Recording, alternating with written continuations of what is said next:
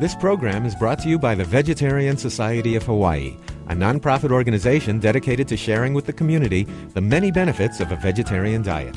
Free monthly meetings include vegetarian experts found locally and on the mainland, quick and easy cooking demonstrations, and healthful and delicious food samples. Members enjoy an informative quarterly newsletter, social activities, and discounts at many vegetarian-friendly restaurants and health food stores.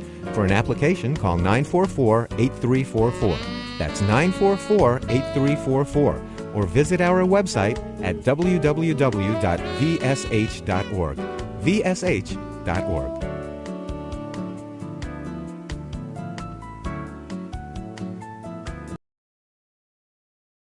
And I encourage you to become a member either tonight or by sending your application in later on, because there are many benefits to membership.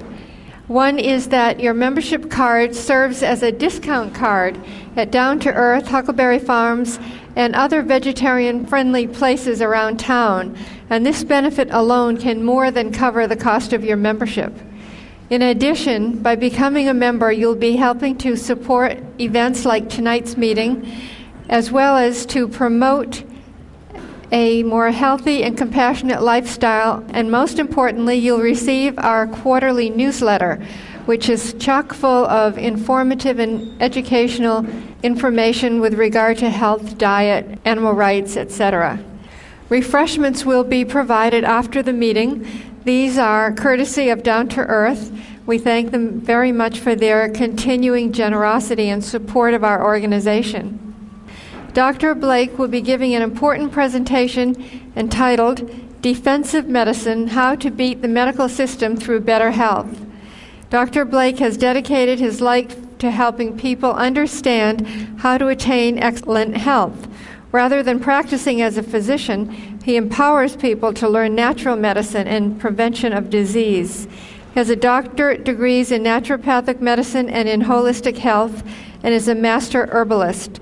He was director of the Maui Holistic Health Center for 7 years, and he founded Natural Life Services in Lahaina to provide educational and clinical services. He has hosted a popular radio show called Natural Health Tips from Dr. Steve.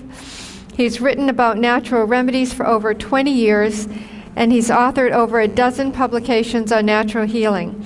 He's just had a new book published called Healing Medicine, A Complete Guide to Safer Healing, and that is available for sale here tonight. I'm sure Dr. Blake will be happy to autograph a copy for you after his talk. And now please welcome Dr. Steve Blake. Too many Americans are sick right now, and I think we need to change that. So here's how. If you do have a car crash, a heart attack, our modern medical system is perfect, and that's the place to go. But I want to start a little earlier. At the top, the green type is what the topic of this talk is about, and that is not getting sick. I'm going to show you practically how you can live your life without getting injuries, infections, or chronic diseases, a practical way to do that.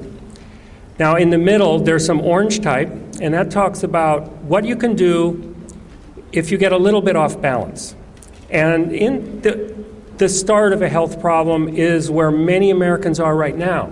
Chronic disease takes 10 or 20 or 30 or even 40 years to develop.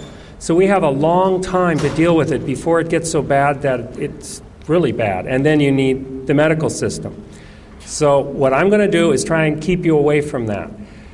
The orange type in the middle, which is kind of like a stop signal that says, wait a minute, you're not as healthy as you could be. There are other things you can do to get yourself back into balance and to make yourself really strong again, strong enough to resist illness. And those things include lifestyle changes, and they also include gentler therapies than drugs, such as massage, hydrotherapies, and medicinal plants. Health is very simple. It's resting on these four foundations. And the one, you're all here tonight because you know about vegetarianism, or at least very curious about it. And I'm going to talk about how you can improve your diet in maybe a more scientific way, to actually look at how much you get of each nutrient, look at which nutrients you're getting too much of, which is a big problem in America, and also see if you have some contamination in your food that you haven't maybe thought of or realized. Then we're going to look at your activity and exercise. This is vitally important. You absolutely must get activity every day, and you need different kinds of activity, and I'm going to talk about those. And then the fourth of the foundations is freedom from toxins. There are so many toxins in our environment, and we need to be aware of them and avoid them, and that's just good defensive medicine. Introducing food, I want to show you this fruit net from our boat. I went shopping in Mexico at a little open market and got these fruits and vegetables. Fruits and vegetables, organically grown, are your best foods. These foods are the richest in nutrients. I think they're the best tasting. And they have lots of everything you need, as we'll see more of tonight. When I look at a diet, I don't just think, does this diet look good? I actually take a diet record and then analyze it. And this diet record is a very simple vegan day, and started out with some oatmeal and raisins with a few sesame seeds and a big papaya. And lunch was also very simple, brown rice with a little coconut milk and a large serving of broccoli. Dinner was polenta, a corn dish with a few mushrooms and some collard greens. Now, looking at this diet, you might think that it doesn't have all the nutrients that a person needs for a day. And in fact, many years ago, my wife asked me, and my wife Catherine's sitting at the table over there, and she's been a tremendous help in writing the book and in all of our work. She said, are we getting everything we need as vegans? Well, that's a very interesting question. I wonder how many people in this group are vegans, and besides myself. That's a pretty good double back there in the back. That's good. And how many are vegetarians but not vegans? And how many are not vegetarian at all? Okay, so it's a pretty good mix of everybody. That's good. So when my wife asked me if we're getting everything we needed, I'm very good at databases, so I went to the USDA, the Department of Agriculture, where they keep a food composition database. And they survey everyone in the country. They find all the foods people eat, then they analyze them for 121 different nutrients, and they put all this into a database. But it's very inaccessible. So I wrote a program called Nutrient Wizards, and when you put a diet in like I just showed you, it analyzes it for you. Now, this screen up here shows you can see the protein there. On the left side is the RDA for protein, which I'm 55, so I need about, I think 52 grams of protein is my RDA. And, well, I can do with a little less. And you can see from the slide I did with a little more that day. Now, I'm a vegan who doesn't even eat many beans, and my average protein levels are 82 grams a day. Well, that's plenty.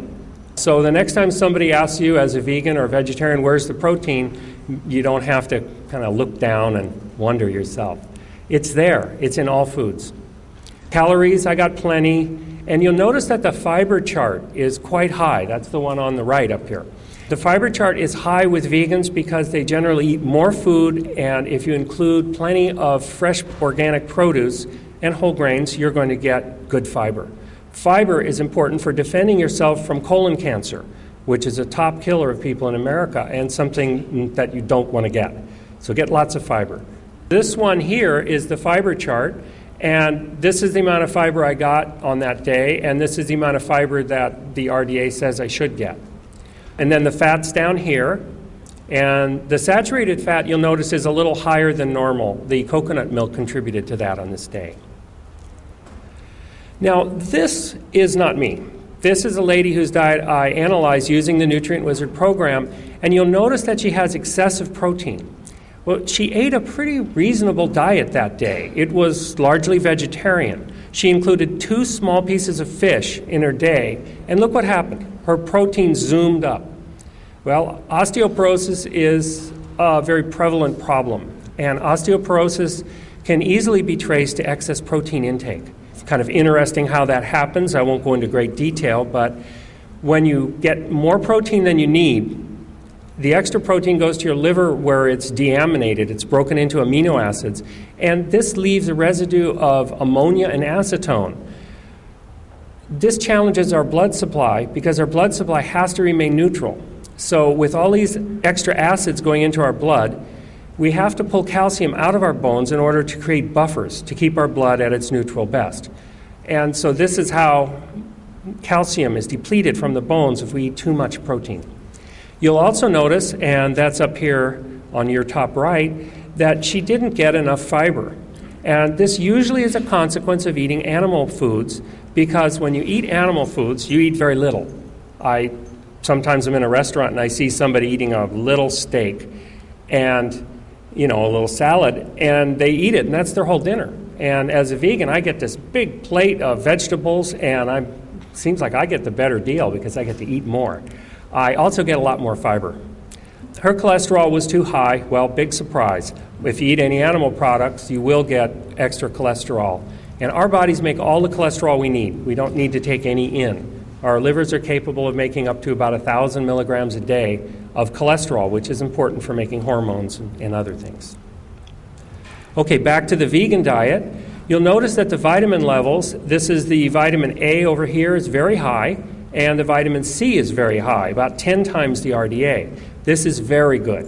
Vitamin A and vitamin C are what protect us from cancer and also improve our immune system to fight infectious diseases. And the best way to get our vitamins is from fresh organic produce and other foods. I think it's a good idea to take a supplement too, just to make sure you don't miss any nutritional bases. I won't mention all of the vitamins, but you can see at a glance that they're all well represented in even this very simple day's vegan diet.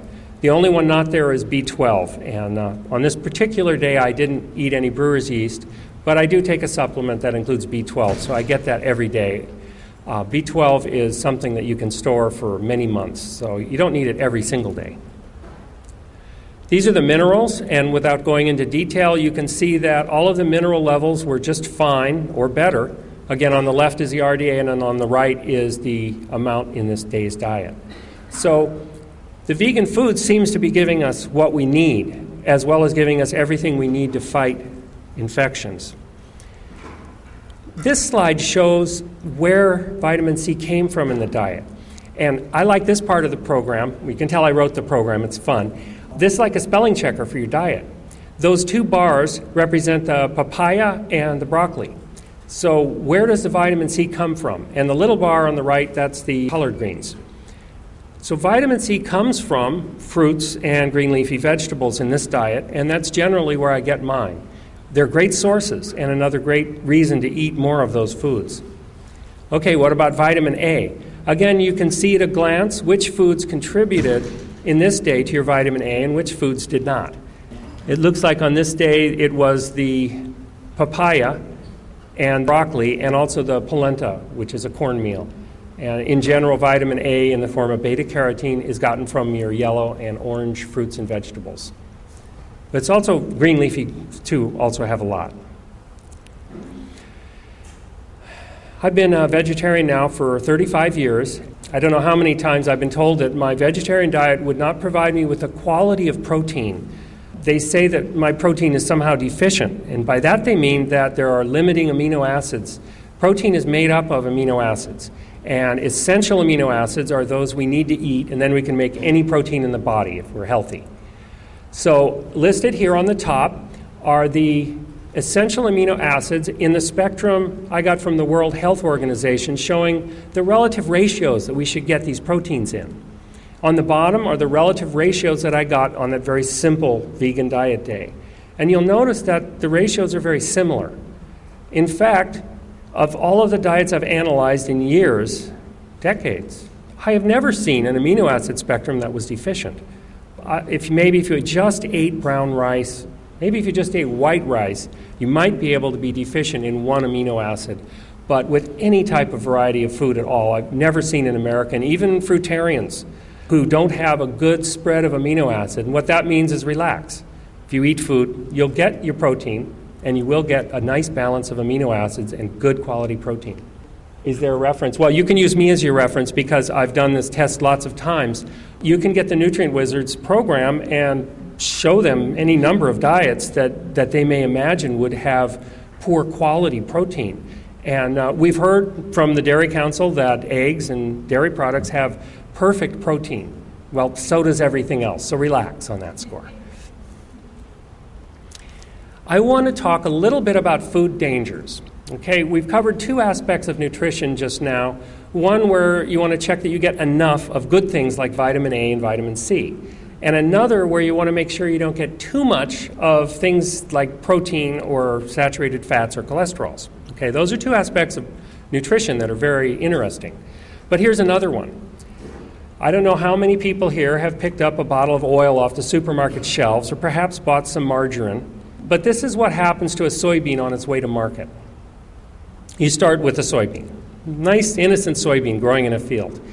In America, chances are about 80% that soybean is genetically manipulated. They've spliced in genes so that it can handle more Roundup pesticide than it naturally could. So they can spray more on, so that way they kill the weeds and they don't kill the soybeans. So 80% chance, if it's organic, it will not be genetically manipulated. Then they spray this with Roundup throughout its life as it grows, including 2 weeks before it's harvested. That helps wither the leaves back. In many cases, they use paraquat, a very dangerous pesticide, just before harvesting, and that withers the leaves. The mechanical harvester can come up and scoop up the soybeans better. These soybeans aren't sounding so good anymore, are they? What they do next is even more interesting, and I think it's interesting that many people here wouldn't know this, most of us being interested in nutrition. They take the soybeans and grind them up, and they mix them with a solvent. And the solvents up here are gasoline, benzene, hexane, and they also use carbon tetrachloride. It used to be called cleaning fluid. These are all potent carcinogens, and I think have no place in our food whatsoever. Now, they do squeeze out the solvents, and they reuse them, but residues do remain. And these are dangerous in very small concentrations in a diet, and they're not otherwise removed. They then do remove, however, all the lecithin and the vitamin E from the oil. And they do this simply so the oil looks better and has a longer shelf life. But it's not good for your health. Vitamin E is very important in resisting rancidity. Vitamin E is one of the antioxidants, and that helps to fight the free radicals that a rancid oil can cause in your body. And this causes illness. I think that atherosclerosis is directly attributable to free radical damage. So vitamin E is a good thing that they take out. They shouldn't. Lecithin has choline and inositol and is a natural emulsifier found in soybeans. This is a very good thing. And choline, for instance, is important in the neurotransmitter acetylcholine. So we would prefer that they didn't do this either. They bleach the resulting oil and they heat it to very high temperatures. And when they bleach it, they use very powerful chemical bleaches. This is not Clorox. When they're done with this, they pack it into a bottle, and the bottles they use leach out the plasticizers, which are usually vinyl chloride or phthalates. Vinyl chloride is another potent carcinogen in its own right, and it's also very bad for your health in many other ways.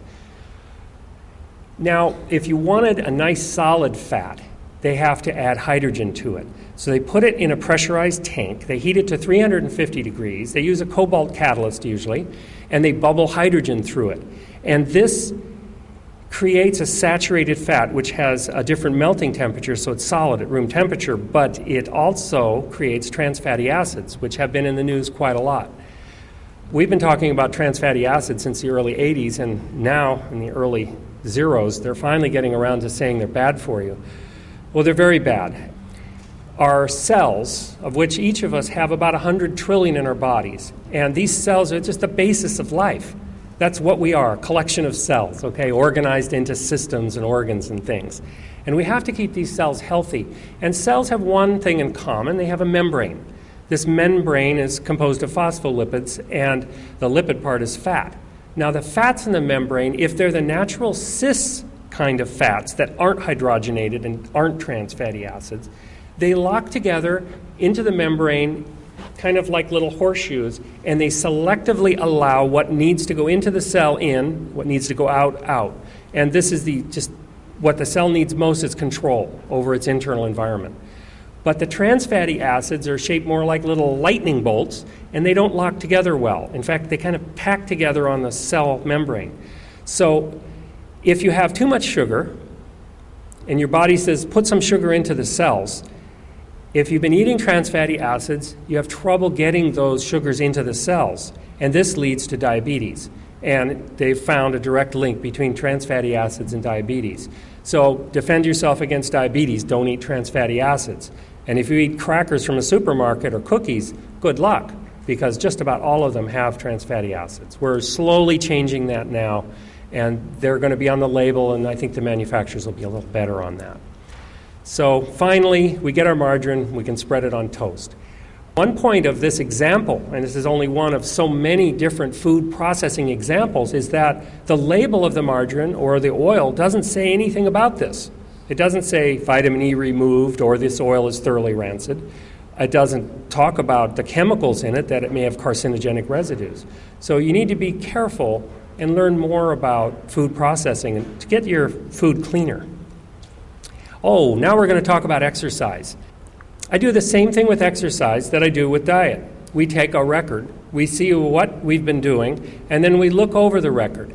On this day, this person took a half-hour walk, got some hard work in the yard for an hour, and took a half-hour aerobic bicycle ride. So we covered some of the exercise basics for that day. And I want to talk about the types of fitness activities. We've all heard a lot about aerobics. You know, you wear the outfit and the sweatband and watch the video, right? Aerobics really means that you're accelerating your heart and your breathing so that your body becomes much more efficient and produces a lot of energy. Typically, you can tell you're aerobic if you're sweating, because when you're producing this much more energy, you create more heat. You're actually burning with oxygen your food instead of cooking it slowly. The difference is a difference between 2 ATPs of energy and 38 ATPs of energy, 19 times as much. So you get a lot more energy out of each molecule of glucose if you're aerobic. And the benefits of aerobics are great. You feel good afterwards, and you sweat out toxins, and it's just an essential part of being healthy. If you don't want to get sick, you need to get aerobic. I would say at least 20 minutes 3 times a week. Now, aerobic exercise is dangerous because you need to have a target of what you want your pulse to be. You need to carefully check your pulse. Starting aerobics program in middle age is the cause of heart attacks for many people if they're not careful. But if you're careful, you start slowly, work with someone who knows what they're doing, or certainly at least read several good books on the subject. Get your target pulse. It takes about maybe 115 before I start getting aerobic, and then I don't want to go over 135, 140 beats per minute pulse, because then I start stressing myself a little too heavily. But if I can keep within that range for about 20 minutes or more, then I get the aerobic benefits. And it certainly is a great way to prevent heart disease of all kinds, circulatory disease of all kinds. It helps with stress, and it's great. Strengthening is where you make yourself stronger. And if you don't want to get hurt, you need to be strong enough to do whatever you do during the day. Strengthening is great because it doesn't take long, and it's not unpleasant. A few calisthenics can be done in 3 to 5 minutes, and in that time, you can get the physical strength that will make your whole structure much better. Certainly, more is better, but I do recommend that you get at least 3 minutes a day, if you can afford that, to strengthen yourself. And believe me, if you do push-ups alone for 3 minutes each day, you'll get quite strong until you say this is too easy and you have to have your wife sit on your back or something. Okay, other types of exercise. Yoga, Tai Chi, and stretching are really important types of exercise. I have seen bodies transformed by yoga. It's just wonderful. People become slimmer, more elongated, better posture, their internal organs work better. It really is good for you. Stretching is an important thing to keep yourself from getting hurt. Recreation and fun, very important types of exercise. And think about these different types of exercise and fitting them into your weekly exercise schedule. I strongly encourage you to make a record of your exercise. If you write it down, you'll immediately see what you're getting and what you're not getting. And you'll say, those 3 days in a row I didn't get any exercise, and then you can say to yourself, well, I'd better. Inversion is when you go with your feet higher than your head. You can use a slant board, such as an ironing board leaning on the couch, for a gentle inversion. It encourages blood to move toward your head. It also encourages your spine to lengthen. And our lymph systems in our body are very much like our cardiovascular system, but it doesn't have a heart. So that means that our lymph does not circulate unless we circulate it. Muscular contraction is the way we normally circulate our lymph. So if you sit in a car, work in an office, sit on the couch, your lymph isn't circulating properly. And one way that you can help that is by going upside down. Gravity boots, back swings, there's all kinds of ways to go upside down. With yoga, they have a headstand, which gives you most of the benefits, but doesn't loosen your spine. Especially if you have any back problems, this spine loosening where the spine actually separates a little bit. It allows a circulation of fluids, blood, and nutrients in there. Dancing, sometimes bicycling, or any time where you're bouncing up and down on a trampoline also circulates your fluids, is a wonderful exercise. Range of motion exercises are real important. I'm going to talk about those in a minute when I talk about resisting injuries. This is Catherine behind the wheel of our boat off the coast of Mexico. And now I'm going to talk about relaxation. You also can take a record of your stresses. You can look in your daily diary or a book that you schedule things with or an electronic organizer, or you can just write down for a few days or a week what it was that stressed you out and what it was that relaxed you. And let's look at some things that can stress you out. On the screen, I have some things that seem to cause stress with modern Americans. And I'm sure you'll all find things there that stress you out. So my goal here is for you to be strong and resist disease. And stress does cause disease. So we want to know how to handle all these stresses. And you can have individual stresses, or you can mix and match. You could be hurrying after having drunk too much coffee on the telephone and on the H1 freeway. And so that way you can get a really nice mix of stresses all at once.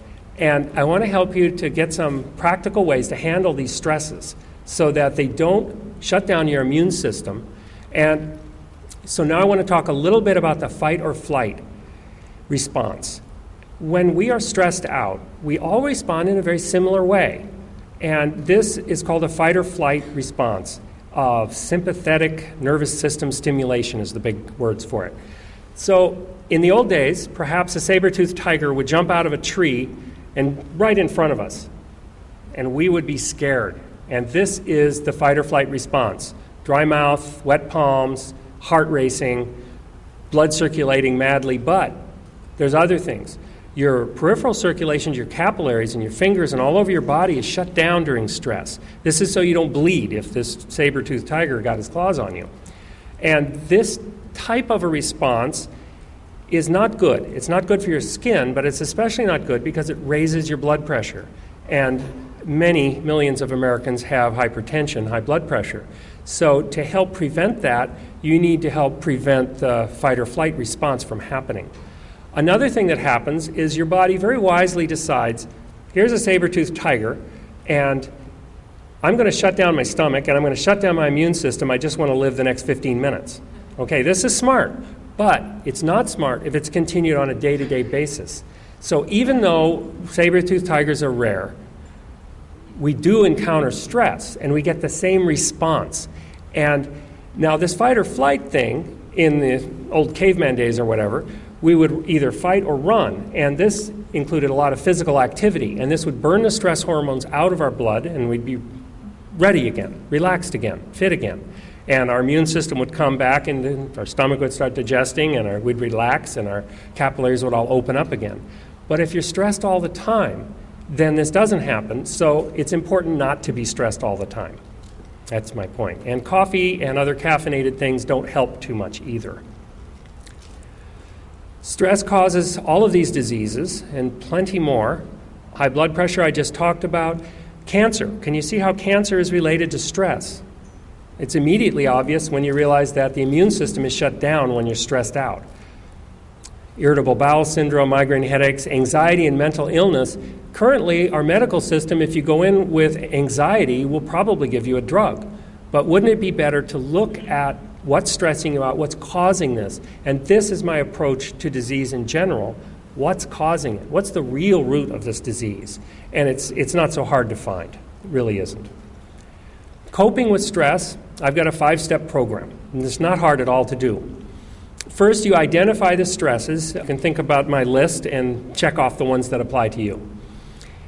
then you can avoid the stress when possible. Now, my example of driving on the freeway, you can't maybe avoid driving on the freeway, okay, but you could avoid drinking the coffee before. You might be able to put off the phone call until another time. You might leave a little earlier so you're not so stressed out with hurrying, and that takes a lot of the stress off driving on the freeway if you're not late and you're relaxed and well-nourished. So avoid the stresses is the first strategy. The second one is, okay, there are some unavoidable stresses in modern life. We all know that. But even if you can't avoid the stress, you can change the impact of the stress on you. For instance, when you're driving, maybe it's not a good idea to get mad every 5 minutes or every time someone cuts you off. In Honolulu, that's very frequent. So it's a good idea to change your own response to stress. And as I've mentioned several times, exercise reduces stress and is an excellent way to get rid of stress and burn the stress hormones out of your blood. And then there are relaxation techniques. Inevitably, some stress gets by all your best defenses.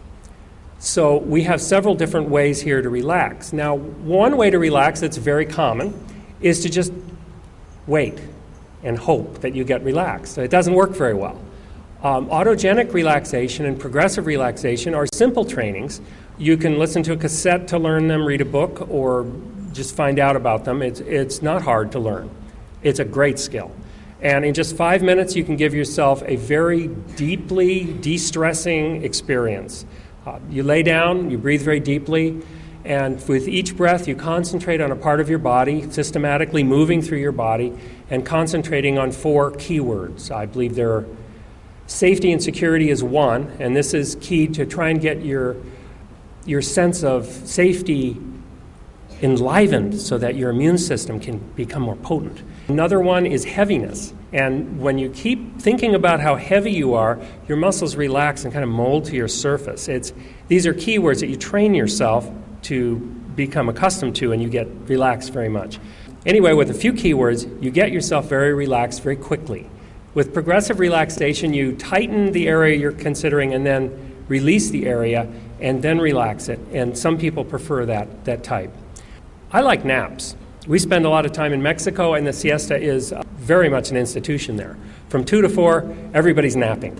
And they eat lunch, they sleep for a while, and their immune systems come back online. They have time to think and reflect and meditate, and it's a wonderful thing. And I would suggest to everyone that if you can fit a nap into your day, it's a good thing. One nap technique that I've discovered that really works well and is kind of funny is put a blanket over your head. And don't laugh. Now, it really works well. Try it sometime. People do this in offices where they're stressed out and there's cubicles all around them, and they take their little blanket out and put it over their head for 5 minutes and maybe do some deep breathing, and it has a wonderful impact. It really does. Okay, it's silly, but it works. Sleep's really important for stress. You need a quiet environment. You need deep sleep every night. If you expect to be so strong and healthy that you're not going to get sick, then you're going to need to sleep deeply and well.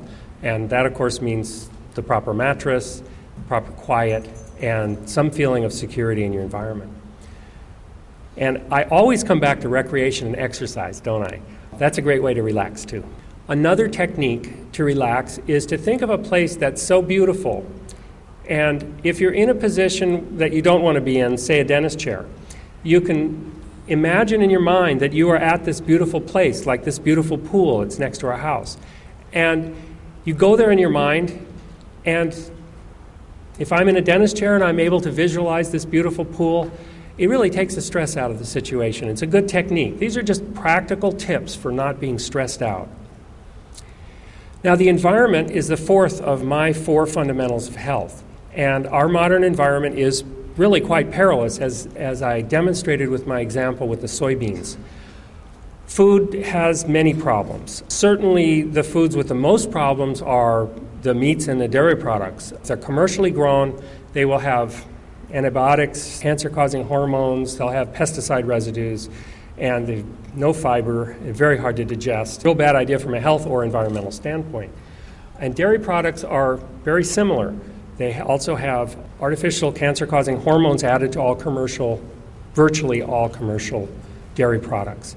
And antibiotic residues are very common, as well as our pesticide residues in commercially grown food.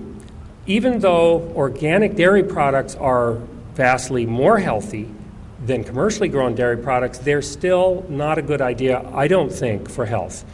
I know that the Dairy Council has given us really quite a lot of nice ads throughout our entire life telling us that you have to got milk.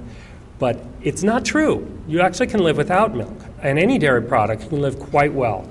About 3/4 of the people on the planet can't properly digest milk because they don't have the enzyme to digest milk sugar anyway. But even among Europeans, dairy products seem to cause a thickening of the mucus. And if you want to fight infections, you need to stay away from them.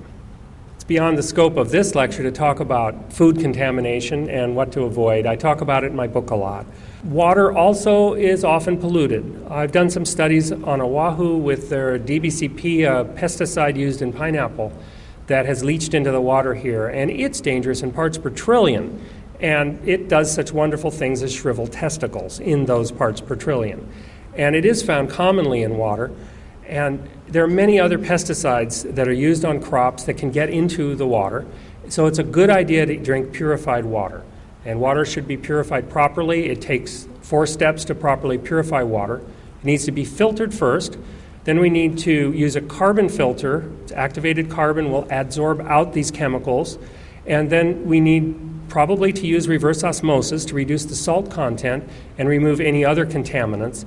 And finally, we need some sort of antibacterial treatment to the water, and that would be either ozone or ultraviolet are the best, most healthful choices for that.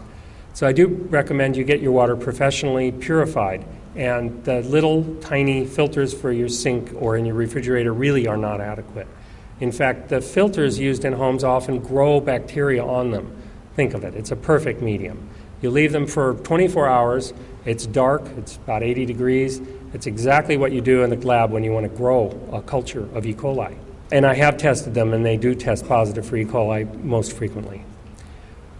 Now, indoor air, in Hawaii we're very lucky because the trade winds blow through our houses, and we usually have louvers or screens, and we get a good refresh of air constantly in our rooms.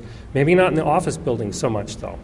So it is important that your air refresh rate in your room be a high rate. In some tightly built buildings, see, the air conditioner or the heater, it just recirculates the same air over and over. And the furnishings, such as the rug and the pressboard and the other things in there, they exude things into the air, such as formaldehyde. It's not good to breathe that over and over. It can give you headaches, and it also can contribute to chronic disease.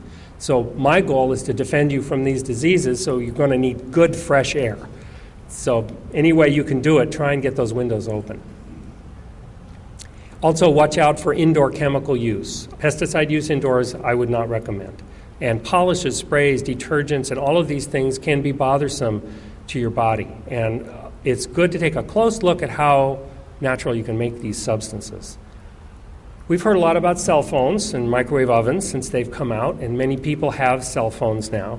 And the safety testing done by the industry looks, well, sort of good sometimes. And, of course, there isn't any safety testing done of cell phones, not by the industry. So the few tests I've seen that have been somewhat objective have suggested that they may cause brain tumors on the side of the head that you hold the phones. Also, I've seen tests that show that the blood-brain barrier is affected in some ways by this. I think that cell phones have not been proven safe.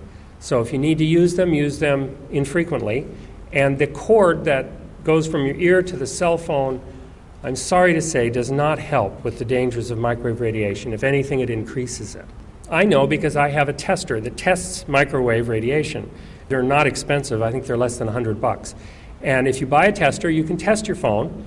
And you also can test your headset, which acts like an antenna and transmits the microwave. It's the skull that blocks the microwave. So when you put the earphone in your ear, your skull no longer does because there's a hole there. Anyway, not a good idea. There is only one way I know to make a cell phone safe that I've tested and seen it safe, and that is to use a headset in conjunction with an external antenna. Say you put an external antenna on top of your car, plug it in your cell phone, and use a headset. Then I've been able, if the phone's 3 feet away, to say, yes, you're within at least the Swedish safety standards, and that's probably a good thing, to be at least within those. That is if you don't want brain tumors. And again, the research is very sketchy, so we're not sure. I would err on the side of safety. Now, defensive medicine. First of all, you want to just stay really healthy with those 4 basic fundamentals of health. And we want to defend ourselves against these three different categories of health problems. We've talked a lot about chronic disease so far, and basically it is your good health habits in those 4 fundamental areas that will protect you from chronic disease. I've seen over and over again that people who do follow those rules do get themselves away from chronic disease. I had a man come to a talk in Berkeley about 3 months ago, and I just heard from him. The most wonderful thing happened. He listened, and he'd been drinking beer, eating red meat, and his diet wasn't very good. In fact, I'd done a diet analysis for him about a year before, and he changed. His doctor told him that his blood sugars were high and he was just about to become diabetic. And also his cholesterol was very high, and he was about to be put on statins, which he didn't want because there can be dangers of taking statin drugs. And in 3 months, he changed just his health habits. He didn't take any medicinal plants. He did increase his physical fitness markedly, which I know really helps too. But in those 3 months, his blood chemistry changed. He's no longer pre-diabetic, and his cholesterol is quite within normal limits. So just to empower you, only 3 months, he reversed 20 years of bad habits. It's exciting. It's possible. And I see this over and over again, where most vegan people do not get infections. And that's nice right there. Injuries are probably the commonest reason why people don't go to work, especially back injuries. Anybody here had a sore back besides me? Just a few. Interesting. Has anyone here not had a sore back in their life? Okay, we have shy hands here because they don't add up.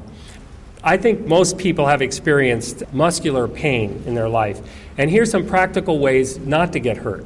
If you're one of those lucky ones who doesn't get hurt, it probably means you're already doing this. It's tight muscles that make us susceptible to injury. And usually after you strengthen a muscle group, it becomes tighter. And these tight muscles are then vulnerable to getting ripped. And it's those rips that often cause the spasms and pain that cause us to have back pain and injuries. And this also is true of legs, arms, and other parts, especially feet and ankles. The range of motion exercises, there are exercises that I do every day, for only 3 minutes it takes me, and they're fun and they're easy. They're not like sit-ups, they're not awful. You spin your arms around every which way and move your shoulders, let's say, every which way to loosen your shoulder joints. Light, fast, easy movements. Martial artists do this before they do their martial arts. And this prevents injuries because it loosens all of the ligaments and tendons and muscles and warms them up. That's a wonderful idea. You get your shoulders, your neck, your waist, your hips, your knees, your feet, your arms and hands. Loosen every joint in your body up. That's going to defend you from arthritis too, and many of the other joint problems. 60 million Americans have arthritis. There's only 300 million Americans, so that's 1 out of 5. And if you take away the kids, it's more like 1 out of 4 adults. So that's really a lot of people with arthritis. So let's defend ourselves against arthritis. And one way we can do it is by eating lots of vegetables, especially leafy green vegetables. This helps to alkalinize our blood and is very effective, sometimes even in curing arthritis, but it certainly helps a lot with defending ourselves from it so we don't get the joint deterioration. Stretching activities help a lot to keep you limber and keeping the muscles strong. As I mentioned, if you imagine a small older lady picking up a big heavy bag of groceries, she might get hurt if she's not strong enough. But if she's strong enough, if she does a little bit of strengthening each day, I'm talking about 3 minutes maybe a day, then she can be strong enough to lift the bag up with grace and style and not feel any strains and not get damaged by it. And each of us, each day, is usually challenged with some type of physical challenge, moving a table or a chair or whatever it is. And it's great to be strong enough to do that. In fact, it's essential if you don't want to get hurt. Massage is a great technique for loosening these up. I've done pre-race massage for triathletes, and you loosen them up before the race, they don't tend to get hurt as much. If you don't loosen them up before the race, and they're running maybe 52 miles in an Ironman, chances are they're going to get tight muscles. It'll restrict their athletic ability. Also, some of them are carried to the finish line. So it's a great idea to loosen yourself up occasionally with massage. You'd be surprised at what they'll find in a normal human body in the way of tightness. I also like hot baths, hot tubs, and swimming, and also cold dips. Hydrotherapy is a great way to relax your body. And certainly every chiropractor I've talked to has said that swimming is one of the best exercises. So lift slowly, anything heavy, and carefully, and keep your spine straight. And I think that you can become somewhat defended against injuries. And you'll notice that I'm not involving your doctor in any of these defenses. This is you. And for yourself and your families, you have to defend yourself from these. It's not currently the mandate of your physician to protect you from injuries. No, he'll fix you if you get hurt. But you have to protect yourself. And it's not your doctor's business, really, to keep you from getting infections. It's his business to give you antibiotics if you have a bad infection and get you out of it. So it's really your business for yourself and your families to protect yourself. And with chronic disease, the situation is the same. It's not your doctor who's going to defend you from getting cancer or heart disease or arthritis or any of those other awful things. But you can do it. It's within your grasp. With infections, it's really simple just to follow the 4 fundamentals of health. Dairy products contribute to infections, and eggs especially, and if you eat a lot of white flour, what will happen is your mucus will thicken up. And instead of in your lungs, you have this cilia, little tiny hairs that move out the dust and the dirt and the smoke. And they have a thin mucus that works with them. And together, this cleans your lungs out, your sinuses, your lungs, your throat, all over the body. But if you eat the dairy products, unless you burn them out with tremendous exercise, they usually become thick. And you cannot get this stuff out of your body. So what happens is occasional explosive purging of your body, and they're called colds and flu. But if you don't take in the dairy products and the eggs, and some people get the same thickening from excessive white flour, then your mucus will be thin. And I think that you'll find that the vegans in the crowd do not go through Kleenex very fast. So this is another way to defend yourself. If you're interested, I say try it. Food experiments are great. I suggest doing them incrementally, not everything all at once, but you could try, for instance, not eating dairy for 2 or 3 weeks and see how it feels. You might get more energy out of it too. Exercise purges the toxins, moves the lymph system, which is essential in our infection-fighting ability, our immune system, and it does relax us too, so our immune system can kick in. So again, relaxation and exercise, and now infections are linked together. And modern medicine does tell us how not to get infections. They say don't get exposed to germs. And I want to mention that the germ theory isn't really all that solid. I guess that's why they call it a theory. Because if in this room one person were coughing and sneezing with a terrible head cold, and they did that through the whole lecture, how many of us would get a cold from him or her? All of us? I don't think so. Maybe 1 or 2? Quite possible. So what's different about those people? It's susceptibility. That's what's doing it. And with infections, concentrating on germs gets you nowhere. There's germs floating around in the air. You set a cup of water down, germs are in it within minutes. There's germs everywhere. You really cannot. You shake hands with somebody, you just exchange germs. There's just no way to avoid them. But you can become invulnerable to infection so that no matter how many germs hit you, they just bounce off. Isn't that a good way to deal with it? Now, I have a systems approach. This systems approach kind of identifies some areas of modern medicine that I think need improvement. And while they get their act together, I want you all to think about how to deal with various systems in your body. Now, we're all genetically different. We're as different on the inside or more so than we are on the outside. The differences between us mean that we have different vulnerabilities. Now, I want each of you to think about what part of your body might be more vulnerable. Is it your back? Maybe it gets sore after sitting for a while on these hard chairs. Maybe it's your digestion that's vulnerable. Perhaps it's recurrent bladder infections. You all know what parts of your bodies, what parts of your systems are weaker than others, especially if you get sick in those areas. If perhaps you have had heart disease, well, the cardiovascular system is an obvious one to deal with. If you keep getting skin problems, well, let's not deal with one skin problem with one drug. Let's talk about improving the skin completely. And with the skin as an example, let's clean up that system. Now, you can clean your kidneys or your digestive system too. With the skin, you would use perhaps a loofah scrub, Japanese washcloths that are scrubby, and they scrub your skin. This gets off the old, sloughed off cells of your skin. They regenerate every 7 days on your skin, and they have to be cleaned off afterwards. Sweating from exercise will clean your skin. There are many different ways to keep yourself healthy. Natural fiber clothing helps. Polyester clothing doesn't help because it doesn't rub off any skin, and it doesn't breathe well, so it traps the skin, especially in Hawaii. We also want to strengthen a system. So if you look at any system that's weak within your body, then you want to strengthen that system. Now, I want you to notice that if you go to a doctor, he probably won't clean a system for you. If you have a problem with your stomach, he probably won't help you to clean your stomach. He probably will give you a drug. The current statistics are 1.5 prescriptions per doctor visit. So chances are very good you'll get a drug for whatever you go to a doctor for. But I'm suggesting that before you go to the doctor, if the problem is not too acute or dangerous or time critical, then you can do some of these things yourself. You can clean up whatever system is bothering you, and you can strengthen it. You also can nourish the system, something else that modern medicine could learn to do. Nourishing a system, skin for instance, has certain vitamins like vitamin A that really help your skin, and make sure you're getting enough of that one. Of course, there are many other approaches for a system, natural solutions that might be safer. If there's time, and you have arthritis, you're doing the range of motion exercises within your capability. And now the modern medical approach is to give a painkiller like Vioxx for joint pain. And Vioxx is now off the market, so they might give you Celebrex.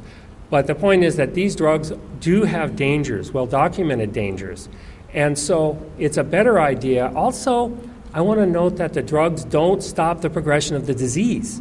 So this person with arthritis, their joints are still deteriorating while they're taking the pain medication. They just don't feel it. So my goal is to reverse the course of the disease if you do have one, or not get it in the first place, which is what we're really looking at tonight. And of course, with any system, it's all influenced by these four fundamentals that I've been talking about. The message here is that your health and your resistance to disease is under your control, and I encourage you all to never get sick. Thank you very much, and I'm going to be open to questions now.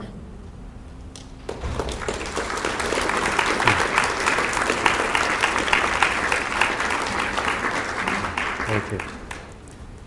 Coconut oil versus olive oil?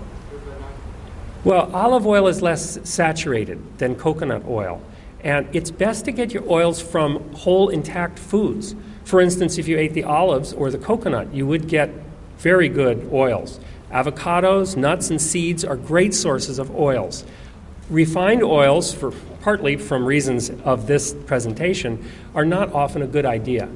And no matter how gently they're pressed, even if they're cold-pressed oils, they still do get quite hot when they're cold-pressed. Okay, she's asking about deep night sleep and how many hours and what I consider healthy.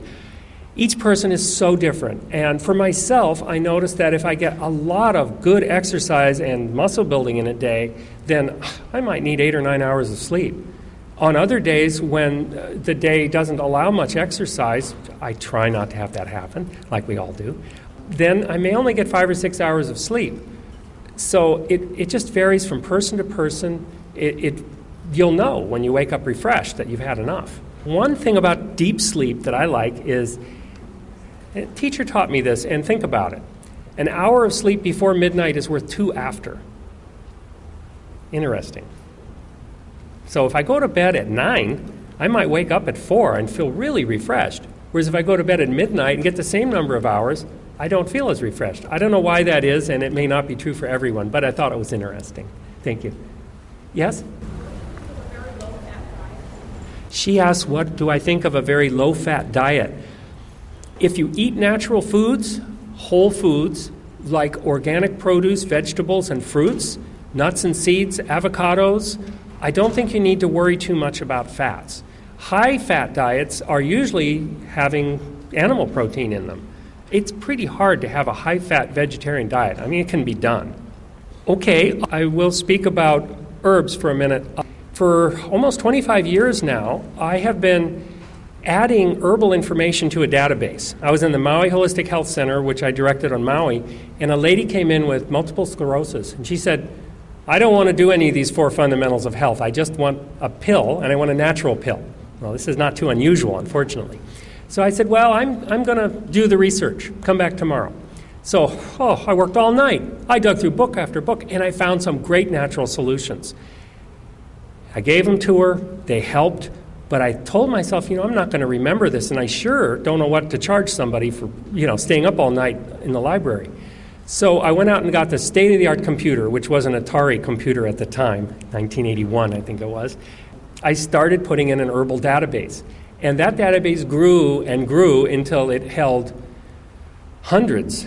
Now it's well over 1,000 natural remedies in that database. And so I slowly learned more and more. And it's also on our website, which is naturalhealthwizards.com.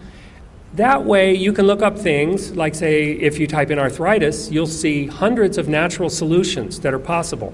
But I do urge you that you first do the 4 fundamentals of health and keep yourself healthy. You probably won't even need any more than that. But if you do, those natural solutions are there. They're not all safer than drugs. So you do need to use good common sense. Many of them are safer, and many of them are very well studied. And I do mention the contraindications in there, so you have to check that carefully. She asked if I talked about microwave ovens. I have tested microwave ovens with my little tester to see how far away you need to be from them to meet the Swedish standards on safety. And it varies quite a bit between the units. I would suggest if you do use a microwave oven that you don't lean against it while you're cooking with it. Push the button, and then I've never found one that had unsafe radiation more than 15 feet away, and typically it's about 3 feet, sometimes 5 feet. It depends on the unit, and sometimes the back or the sides are different. So just push the button and walk away, and you'll probably be okay, although I prefer not to eat microwave food. It may not be completely scientific, but that's just my preference. Thank you. You've been a wonderful audience. Thank you for your patience and for listening. Thank you, Steve. That was really just fabulous. We have refreshments in the back. Please keep the refreshments off the wooden floor. We're not allowed by the city and county to bring food or water onto the floor. Thank you again for coming. We'll see you next month. This program is brought to you by the Vegetarian Society of Hawaii, a nonprofit organization dedicated to sharing with the community the many benefits of a vegetarian diet. Free monthly meetings include vegetarian experts found locally and on the mainland, quick and easy cooking demonstrations, and healthful and delicious food samples. Members enjoy an informative quarterly newsletter, social activities, and discounts at many vegetarian-friendly restaurants and health food stores. For an application, call 944-8344. That's 944-8344. Or visit our website at www.vsh.org. vsh.org.